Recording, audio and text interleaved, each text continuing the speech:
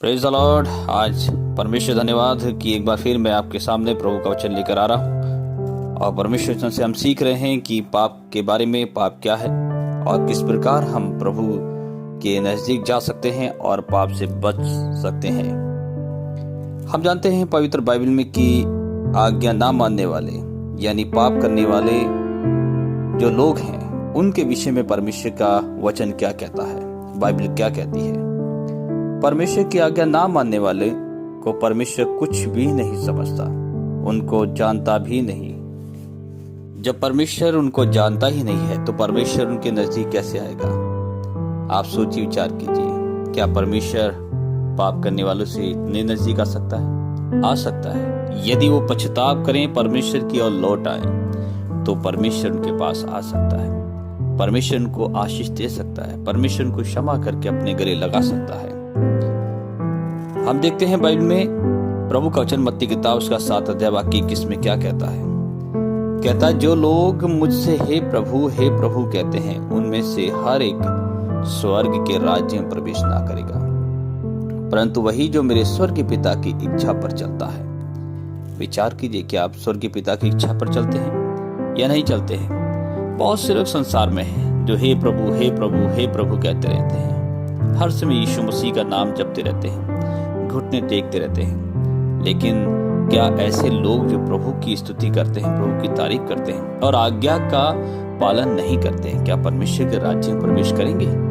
विचार कीजिए, परमेश्वर के राज्य वही प्रवेश कर सकते हैं जो हे प्रभु के साथ साथ प्रभु की आज्ञाओं को मानते हैं, जो प्रभु को प्रभु, यीशु को प्रभु जानकर उसकी आज्ञाओं को मानते हैं, परम पिता परमेश्वर की इच्छाओं पर चलते हैं। परमेश्वर की आज्ञा ना मानने वाले से परमेश्वर प्रेम नहीं करता। जो लोग परमेश्वर की आज्ञा नहीं मानते, परमेश्वर उनसे दुखी होता है। परमेश्वर उनके नजदीक नहीं जाता। परमेश्वर उनसे एक आस लगाए हुए वो ये कि वो परमेश्वर की ओर अर्थात पिता की ओर लौट आए, परमेश्वर के राज्य की ओर लौट आए, परमेश्वर के राज्य को अपने जीवन में जो है लागू करें। और हम जानते हैं परमेश्वर हर एक व्यक्ति से प्रेम करता है, क्योंकि परमेश्वर ने कहा मैं संसार के हर एक व्यक्ति से प्रेम करता हूँ।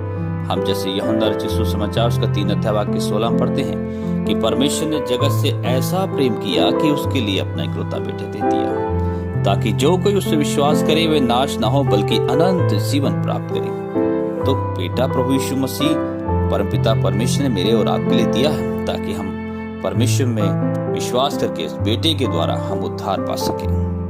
अंत की बात यह है कि परमेश्वर का भय मानना और उसकी आज्ञाओं का पालन करना, यही मनुष्य का संपूर्ण कर्तव्य है। सबोदेश किताब का 12 अध्याय वाक्य 13 में इस बात को दर्शाया गया है। तो कितने आप परमेश्वर के नजदीक हैं? कितना आप परमेश्वर से प्रेम करते हैं? कितना परमेश्वर की आज्ञाओं में अपना जीवन व्यतीत कर रहे हैं? जानिए, विचार कीजिए, परमेश्वर आपके जीवन में अद्भुत काम करना चाहता है। प्रियो, ये संदेश बड़ा ही महत्वपूर्ण है। इस संदेश को, परमेश्वर के वचन को आप अपने जीवन में लागू कीजिए और अपने जीवन में नहीं बल्कि दूसरों के जीवन में भी लागू कीजिए। दूसरों तक इस संदेश को पहुंचाइए ताकि परमेश्वर का वचन दूसरों के जीवन में, आपके जीवन में कार्य करने पाए और आपकी और दूसरों की जिंदगी बदल दे, क्योंकि पाप से बचना बहुत जरूरी है। पाप अर्थात पाप की मजदूरी मौत है। विशेष ध्यान रखें, पाप ऐसी चीज है जो आपको मृत्यु दे सकता है और मृत्यु की ओर ले आकर हमेशा की जो है जिंदगी से आपको अलग कर सकता है।